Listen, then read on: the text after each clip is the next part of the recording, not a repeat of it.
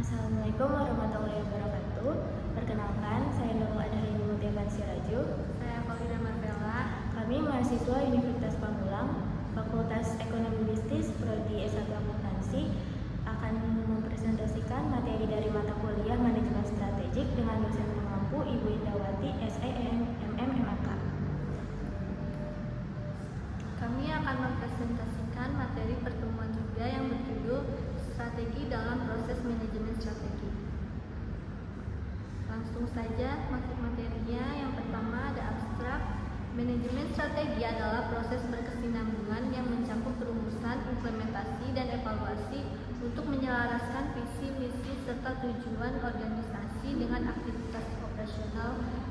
Penerapannya membantu mengoptimalkan sumber daya, meningkatkan daya saing, dan mendukung pengambilan keputusan berbasis data melalui aplikasi maupun model unggulan kompetitif. Selanjutnya masuk ke materi manajemen strategi.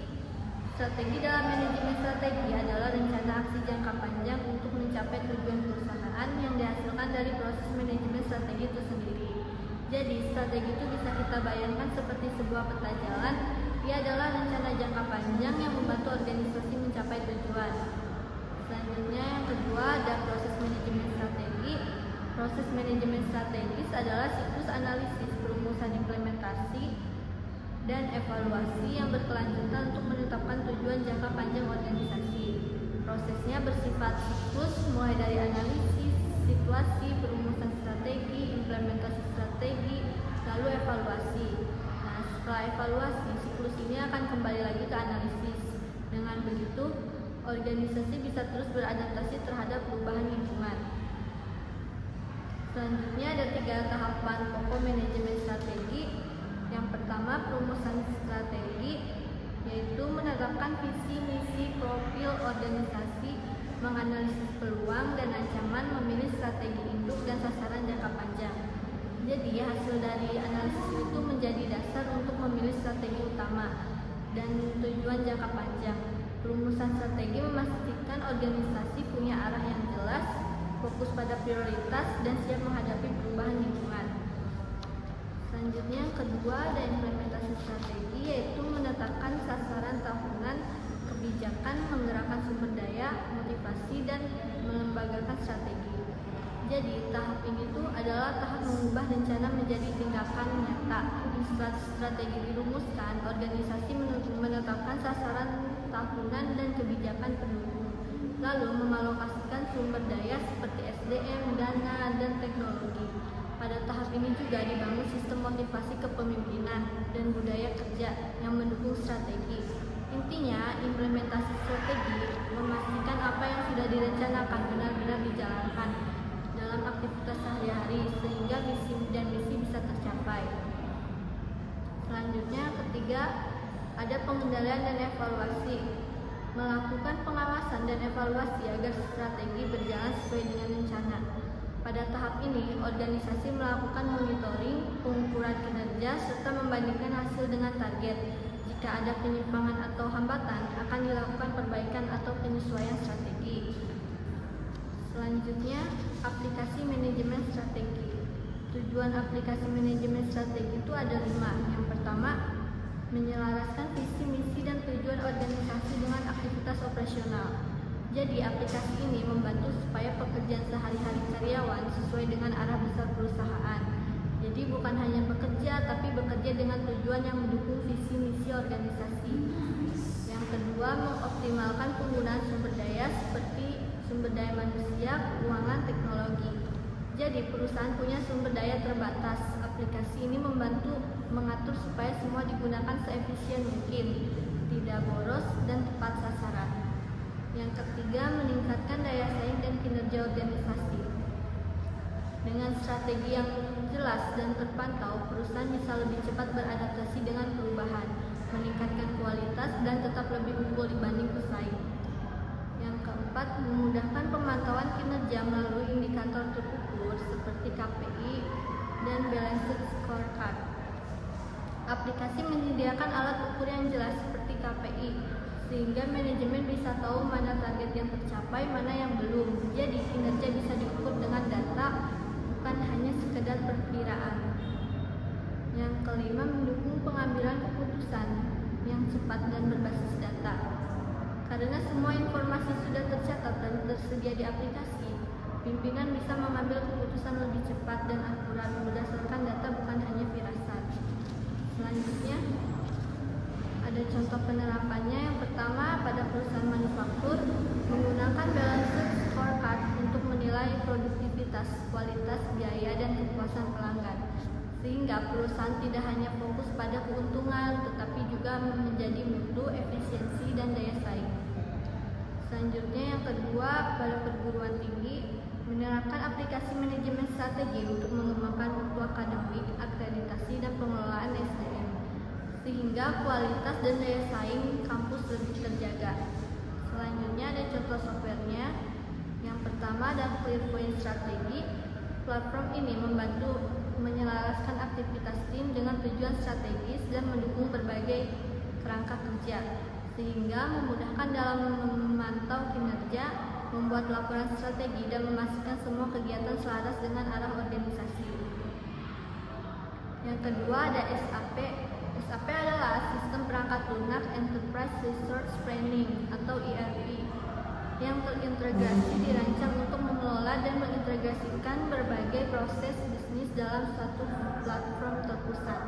Tujuannya agar data antar bagian saling terhubung, proses lebih efisien, dan keputusan bisa diambil berdasarkan informasi yang lengkap. Selanjutnya ada keunggulan kompetitif. Perusahaan dapat memiliki beberapa jenis keunggulan kompetitif, termasuk yang pertama ada superiority in price atau keunggulan harga. Keunggulan kompetitif ini strategi harga bukan cuma untuk paling murah, tapi perusahaan harus bisa menjaga biaya rendah sambil tetap menyediakan nilai yang tinggi. Agar keunggulan harga bisa bertahan, perusahaan harus punya cost struktur seperti akses ke bahan baku murah atau teknologi yang meminimalkan limbah. Yang kedua ada superiority quality and design atau kualitas dan desain superior. Keunggulan kompetitif karena perusahaan dapat memenuhi kebutuhan kualitas dan desain. Lebih dari sekedar bagus, kualitas mencakup reliabilitas, daya tahan, performance, estetika, dan inovasi desain. Desain bukan hanya tampilan, tapi juga pengalaman pelanggan seperti packaging, atau jadi pelanggan akan bersedia membayar lebih bila kualitas lebih tinggi. Yang ketiga ada superiority in customer responsiveness atau responsivitas pelanggan superior. Keunggulan kompetitif karena perusahaan dapat memenuhi kebutuhan dan keinginan pelanggan, seperti kemampuan untuk cepat merespons kebutuhan dan keinginan pelanggan, bisa lewat layanan pelanggan atau fleksibilitas dalam permintaan atau customisasi. Selanjutnya ada 3 model keunggulan kompetitif, yaitu yang pertama ada model organisasi industri atau IO yang berfokus pada faktor eksternal dan struktur industri. Perusahaan perlu memilih industri yang menarik dan menempatkan diri pada posisi yang kuat. Keputusan strategi ini didasarkan pada analisis peluang dan ancaman dari lingkungan eksternal. Yang kedua ada model resource based view atau RBV yang berfokus pada sumber daya internal atau print, valuable, rare, immutable, dan non-substitutable, yaitu sumber daya yang print yang dapat menciptakan keunggulan berkelanjutan, menekankan pentingnya identifikasi, pengelolaan, dan pengembangan sumber daya untuk perusahaan. Dan yang terakhir ada model guerrilla yang berfokus pada fleksibilitas, adaptasi cepat, kreativitas di lingkungan hiperkompetitif. Fokus pada adaptasi dalam lingkungan hiperkompetitif yang cepat berubah dan penuh ketidakpastian. Dibutuhkan kecepatan, fleksibilitas, kreativitas, dan teknik untuk menghadapi perubahan. Selanjutnya ada formulasi manajemen strategi. Di formulasi ini ada 10 jenis formulasi. Yang pertama ada objektif yang menetapkan tujuan yang jelas dan realistis agar arah perusahaan terukur. Yang kedua sederhana dan fokus, yaitu strategi harus mudah dipahami.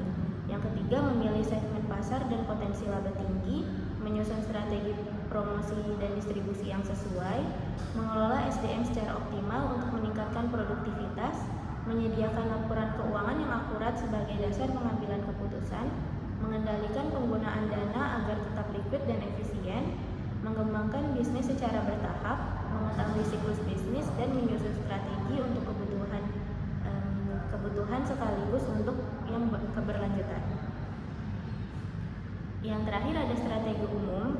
Setiap strategi memiliki pendekatan yang berbeda dalam mempertahankan keunggulan kompetitif. Perbedaan ini terlihat dari fokus utama yang ingin dicapai, baik melalui inovasi produk, efisiensi operasional, maupun kedekatan dengan pelanggan. Ada 3 strategi umum dalam manajemen strategik. Yang pertama ada product leadership yang berfokus pada inovasi dan keunggulan produk. Yang kedua ada operational excellence yang berfokus pada efisiensi, produktivitas, dan biaya rendah. Dan yang terakhir ada customer intimacy yang berfokus pada hubungan dekat, personalisasi, dan layanan prima.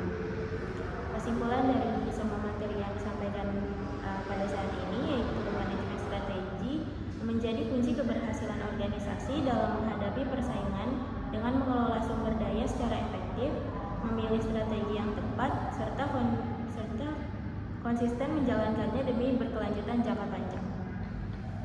Sekian dari kelompok kami, mohon maaf kalau ada salah. Terima